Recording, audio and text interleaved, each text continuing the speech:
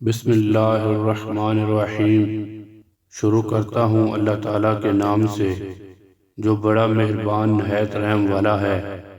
رسول اللہ صلی اللہ علیہ وآلہ وسلم نے فرمایا، تم میں سے کسی کے پاس شیطان آتا ہے اور تمہارے دل میں پہلے تو یہ سوال پیدا کرتا ہے کہ فلاں چیز کس نے پیدا کی، فلاں چیز کس نے پیدا کی، اور آخر میں بات یہاں تک پہنچاتا ہے کہ خود تمہارے رب کو کس نے پیدا کیا۔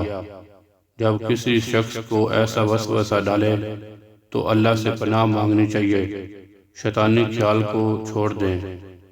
نبی کریم صلی اللہ علیہ وآلہ وسلم ہر رات جب بستر پر آرام فرماتے تو اپنی دونوں ہتھیلیوں کو ملا کر قل هو اللہ احد، قل اعوذ برب الفلق اور قل اعوذ برب الناس تینوں صورتیں مکمل پڑھ کر ان پر پھونکتے اور پھر دونوں ہتھیلیوں کو یہاں تک ممکن ہوتا اپنے جسم پر پھیرتے، پہلے سر اور چہرے پر ہاتھ پھیرتے اور سامنے کے بدن پر۔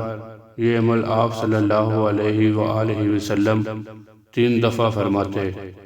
پیارے دوستو، مزید اس طرح کی ویڈیوز دیکھنے کے لیے چینل کو سبسکرائب کریں۔ اللہ تعالیٰ آپ کو ہمیشہ خوش و خرم اور اپنی حفظ امان میں رکھے، آمین۔ جزاک اللہ۔